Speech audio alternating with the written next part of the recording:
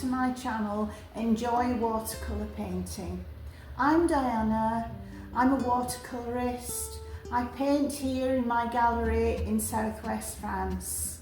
At this time of year, the beginning of May, we start to think about, commemorate the past history in Europe of wars and conflict.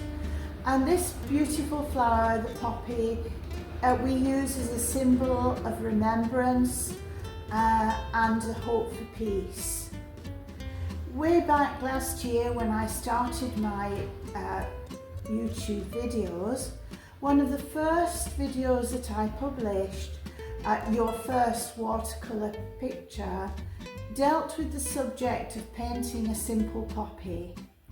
It's still available with all the information that it gives you about how to begin right from the start and how to create a beautiful image. Now I want to take the subject a step further, and the two pictures that I have here illustrate the atmosphere and the feeling and the emotion conveyed by this beautiful flower. So stay with me, we'll explore the techniques that I've used to create these two paintings. So let's paint. So I have everything prepared. As you can see, I have the original painting that was done way back in 2019. Probably at this time of year, or it may have been in November, when we commemorate the end of the First World War. In the UK, poppies are the symbol of remembrance. In France, the flower which is a symbol of remembrance is the cornflower. And this time of year in May, both these flowers are blooming in the hedgerows and fields in the area of France where I live. So it's a very emotive time. It always takes me back to this painting, which I want to share with you today. It's a painting full of emotion. The poppies are weeping because of the memories that they bring back to us of times past. And so I'm going to use today for my support, my paper, something different. This is an Arch watercolour board. It's thicker than the normal watercolour paper and faced with watercolour. I'm not really sure how it's going to go. I used this same support, this same watercolour board several times years ago. This has been sitting in my portfolio ever since, and I thought, well, this will be a good size and a good support to use. So we'll see how we go with it.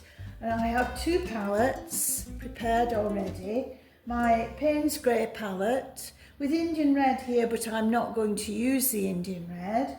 And then my red palette, which is already prepared with Scarlet Lake and Permanent Rose blended together to make a very intense red. So we're ready to start. So let's paint. This video is speeded up, but I'll explain to you the processes as we go. And at the moment you can see I'm wetting the Arch watercolour board with my Hake brush, and I have the colour ready to go. First of all, applying the combination of Permanent Rose and Scarlet Lake in blobs, just randomly on the board. A little bit of splashing of colour as well. The paper is shiny wet, and as I tilt the board we can see that it starts to run. I am adding water just at the top of the board as well, just to let it run. This board is quite handy really, because using this kind of format, the paper tends to be more floppy if I don't stretch it onto a wooden board, and so this Arch watercolour board seems to be working well. I've used the Hake brush to spread the colour a little because I want the whole effect to be blurred and free running, but still very distinctive in colour. I also have this Chinese brush, which I purchased online a long time ago, and it's quite very fragile, but it is very good for putting light and very fine lines, which I'm using to add the Payne's grey, just to indicate the foliage. Again, this is just all very loose, it's the background, but I want it to run and blend with the red. And the brush splits so it gives me a very feathery look. Now the paper is dry and I'm paying attention to the palette again. When we're using rich, dense colour, we need there to be plenty of paint available on the palette. And with a medium brush, I've added Payne's grey for the centre of the poppy, and using a number 10 mop brush now to blend and to create the petals by picking up some of the Payne's grey centre and taking it with me as I use the red to create the petals. As I mentioned before, this technique is available in an earlier video that I published. Now the liner brush has fallen apart. Wasn't very strongly fixed at the start, but I'm still able to use it.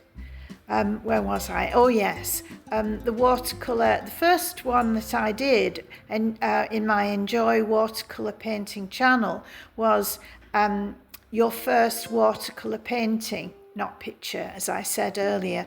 And this deals with the very simple process of creating the poppy, which we're replicating now, but as you see, we're taking it a step further.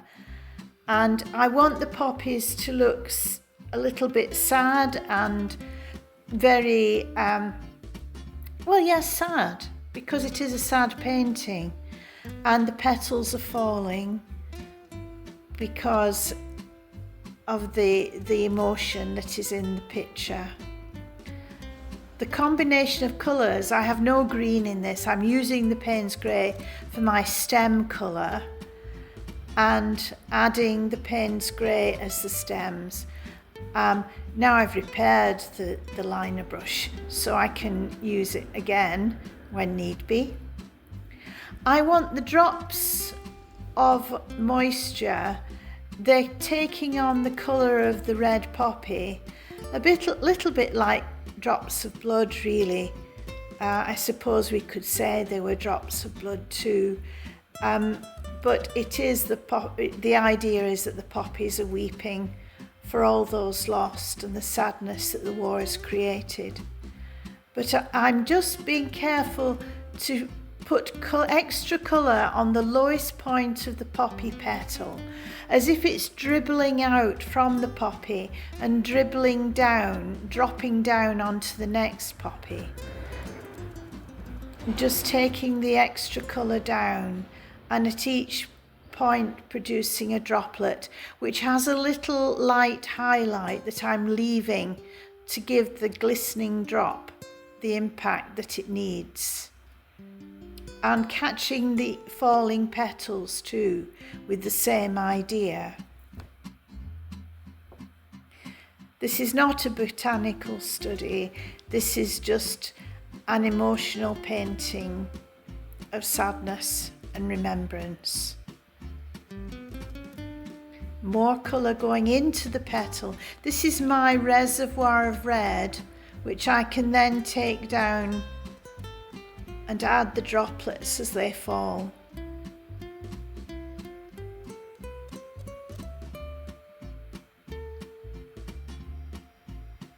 Though it's a sad picture, it's fun to do.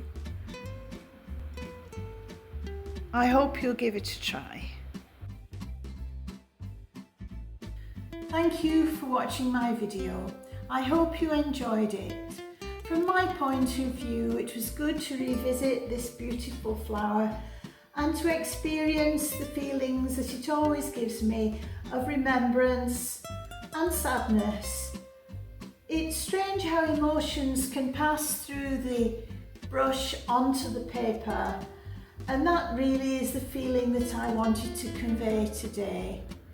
Please, if you haven't done so already, don't forget to like and subscribe and leave any comments you may have. But the most important thing I want you to do is to enjoy your watercolour painting. Till the next time, bye.